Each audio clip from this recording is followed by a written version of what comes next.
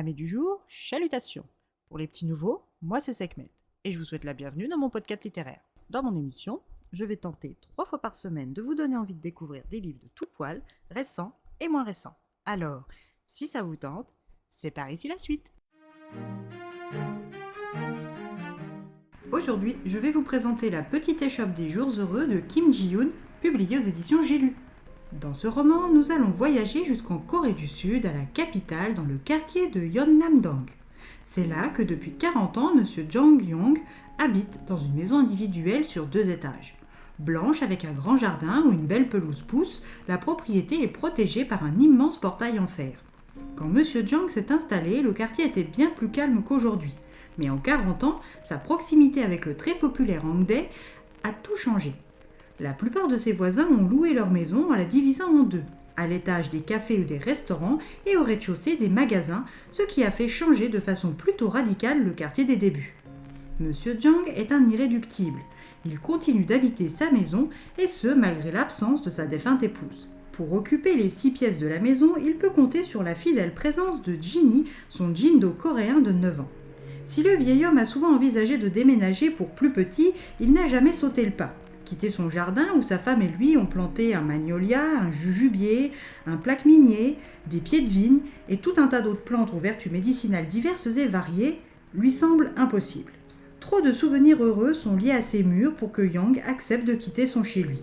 En plus, il sait que Ginny devrait subir une mutilation des cordes vocales s'il devait s'installer en appartement, ce qu'il refuse catégoriquement, peu importe que ce soit légal ou non.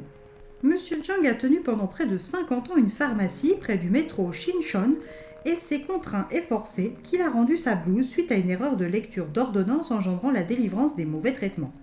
Depuis qu'il est à la retraite, il a rendu son permis de conduire et se rend régulièrement au centre senior de son quartier. C'est là qu'il y fréquente son amie Madame Hong. Cette mamie a eu une vie laborieuse de femme seule, obligée de travailler à l'usine pour élever son fils.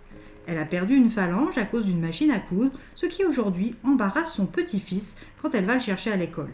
Si elle comprend que le regard des autres élèves blesse, elle est peinée par l'attitude de son petit-fils, ce qui ne l'empêche pas d'être d'une gentillesse à toute épreuve avec Monsieur Jang, mais aussi et surtout avec Ginny. Ce n'est pas le cas de Monsieur Wu, un homme exécrable avec tout le monde et en toutes circonstances. Yang laisse glisser les remarques de cet aigri de Monsieur Wu et continue son chemin sans tourner la tête. Ginny se fait vieux et il commence à souffrir de problèmes urinaires. Se retenir devient de plus en plus difficile. Le futon de Monsieur Jang en fait l'expérience cette nuit. Malgré une lessive, l'odeur continue de s'accrocher. Quand Yang, en se promenant avec son chien, voit un nouveau commerce, il est intrigué et intéressé. Un lavomatique nommé la petite échoppe des jours heureux, aussi cosy qu'une bibliothèque. En arrivant chez lui, son fils Taeju, chirurgien esthétique, et sa femme sont là avec un sachet de merlan séché. Après une petite cérémonie simple en l'honneur de sa femme, les hostilités commencent. Son fils veut qu'il loue, tant que les prix sont au plus haut, car Sushan, son petit-fils, va bientôt partir pour les États-Unis et les frais sont exorbitants. Une participation de sa part serait plus que bienvenue si Monsieur Jang lit convenablement entre les lignes. Il a beau adorer son petit-fils, il n'est pas prêt à quitter sa maison pour autant. Son fils n'a qu'à faire avec ce qu'il a et non avec ce qu'il rêve. C'est donc sur cette note plutôt orageuse que père et fils se séparent. Monsieur Jang décide d'aller laver son futon souillé à la petite échoppe des jours heureux. Une fois installé avec Ginny, il tombe sur un journal vert. Il le feuillette et est interpellé par une phrase. « J'en ai marre de vivre, pourquoi la vie est-elle aussi dure ?» Il décide de répondre à cet appel à l'aide. En tant qu'ancien pharmacien dévoué, il a croisé un nombre de femmes en détresse émotionnelle si souvent qu'il sait en reconnaître une, même juste en la lisant. Peu de temps après avoir écrit son message, de sa belle écriture, une jeune femme au bout du rouleau entre. Monsieur Jang pressent qu'elle est l'autrice de ce message sombre. Jeon Mira est la mère de Kim Na-wi, 7 ans, et la femme de Woo Chol, un chauffagiste. Avant d'être mère, Mira travaillait au magasin Jinyo. Elle était chargée des clients chinois. Son diplôme des affaires en chinois lui a permis d'exceller, mais après la naissance, comme beaucoup de femmes, elle a dû arrêter de travailler. Nahui est une petite fille mignonne qui souffre d'énurésie, ce qui oblige Mira à laver ses couvertures chaque jour. Mais dans leur appartement vétuste de l'immeuble Wonjin, c'est un enfer. Elle se rend donc chaque nuit à l'échoppe des jours heureux faire sa lessive.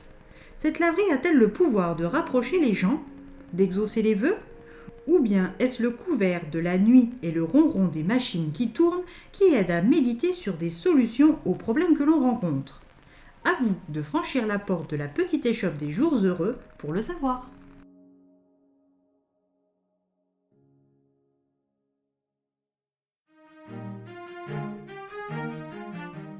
Une lecture douce qui se lit toute seule. Un voyage sans bouger de chez soi et à portée d'yeux que je ne peux que vous recommander. Et bien voilà, j'en ai fini pour aujourd'hui. J'espère que cet épisode vous aura plu et vous aura donné des nouvelles idées de lecture. Si vous souhaitez découvrir d'autres petits bonbons littéraires tout droit sortis de ma bibliothèque, je vous retrouve le jeudi 29 janvier prochain pour un nouvel épisode.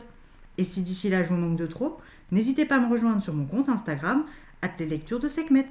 Sur ce, chalut les amis et à la prochaine!